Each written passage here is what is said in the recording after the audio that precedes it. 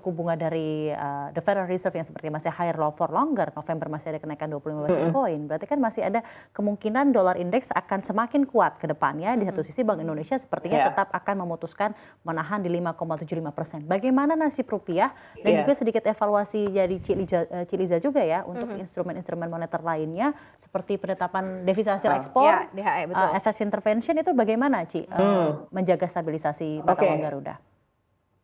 Nah, itu menarik untuk kita ngomongin soal DHE ya. Itu sejatinya adalah suatu skema yang cukup interesting dalam artian kalau kita bandingkan mata uang kita nih sebenarnya tahun lalu kalau nggak salah sempat jadi posisi terkuat nomor 2 di Asia. Nomor satunya adalah Thailand baht ya. Nah, kenapa baht itu bisa jadi mata uang terkuat di Asia? Karena mereka sudah menerapkan DHE duluan ya. Jadi devisa hasil ekspor yang didapat itu di Thailand itu ditetapkan harus mengendap setahun ya, bukan kayak kita cuma 1, 2, 3 bulan aja, harus setahun. Nah, jadi nggak heran pada waktu 2022 itu Thailand baht itu menjadi mata uang Asia yang paling kuat. Nah, kita kan baru mau mulai nih nerapin DHE ya, dan itu juga nggak wajib, itu masih merupakan himbauan, betul?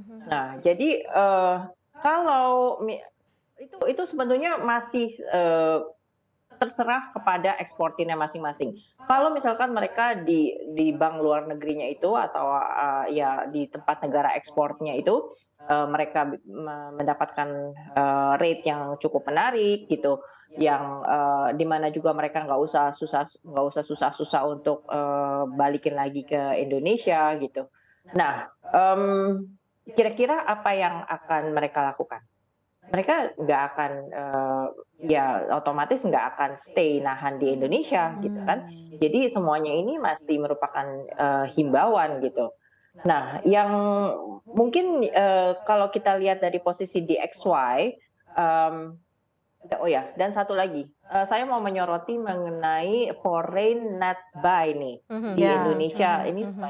Nah, udah sebenarnya sih kondisinya kayak gimana sih foreign net buy di Indonesia? Sangat nggak sangat menguatir, maksudnya kurang encouraging gitu ya, bahwa nilai beli foreign di Indonesia ini per year to date itu cuma sebesar 9,4 triliun rupiah gitu.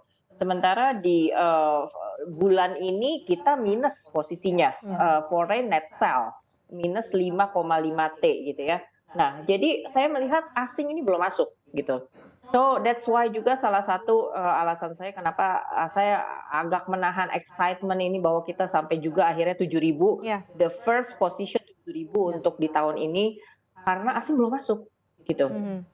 Mungkin mereka masuknya lebih ke obligasi ya. Nah, obligasi kita kan yang tenor 10 tahun tuh lumayan tuh di posisi 6%-an ya. Tapi juga dibandingin sama Amerika yang tenor 10 tahun itu ada di sekitar 4-an ya. Melihat posisi DXY, mungkin akan ada sedikit pullback buat DXY ya. US dollar ini agak melemah melawan 6 mata uang major dunia lainnya, pun termasuk juga against IDR ya.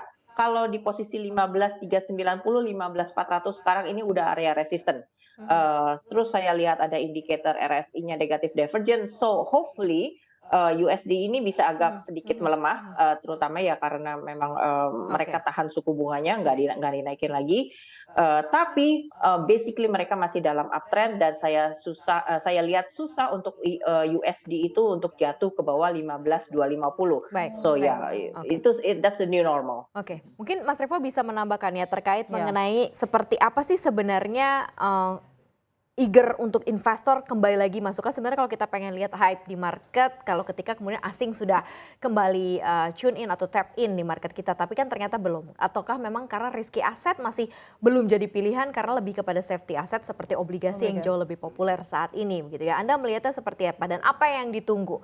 Karena kita juga bentar lagi kan akan masuk ke tahun politik yang mungkin kembali lagi level wait and see akan terjadi juga di investor global secara keseluruhan. Mau lihat lagi pemetaan secara politik kita akan seperti apa. Kalau Anda lihatnya seperti apa, Mas Revo? Ya, salah satunya mungkin itu ya, terkait sikap dari investor baik itu domestik maupun asing untuk wait and see perihal Februari nanti pemilu ya, pemilihan presiden atau pilpres. Karena dengan sudah ditentukannya presidennya siapa, wakil presidennya siapa, maka akan berpengaruh juga terhadap saham-saham yang akan nanti berpotensi mengalami rally atau mungkin malah cukup ditinggalkan seperti itu. Nah itu karena kan kebijakannya tergantung dari presiden dan wakil presidennya. Kemudian juga salah satunya suku bunga juga itu memang satu hal yang sangat penting sekali, mengingat suku bunga ini menjadi hal yang krusial yang juga ditunggu oleh pasar. Karena kita ketahui untuk saat ini masih ada kemungkinan untuk US itu mengalami kenaikan satu kali lagi kira-kira. Ya seperti disebutkan tadi di awal November atau mungkin di pertengahan Desember untuk FOMC berikutnya. Jadi masih ada sekitar 2 kali lagi setelah Kamis dini hari nanti. Untuk Kamis dini hari kita cukup optimis itu akan ditahan. Nah, kalau kita berkaca ke CME FedWatch Tool-nya itu mengatakan di November awal itu kemungkinan naik 25 BPS-nya itu mengalami peningkatan kurang lebih di sekitar 27-28%. Dan di Desembernya mengalami peningkatan 25 basis poinnya itu di sekitar 35%. Jadi kalau kita track jangka panjangnya memang masih ada kemungkinan untuk naik lagi nih untuk suku bunganya. Memang untuk jangka pendeknya kita cukup optimis dan cukup yakin bahwa memang The Fed ini tidak akan menaikkan suku bunga. Tapi yang investor khawatirkan adalah di November dan Desembernya ini yang menjadi perhatian. Nah, itu yang kemungkinan untuk dia mengalami kenaikan suku bunga. Ketika kenaikan suku bunga, otomatis kan imbal hasil untuk yang safety asetnya akan lebih menarik ya. Betul. Jadi Betul. otomatis investor akan lebih memilih untuk menjauhi yang risk asset. Seperti itu.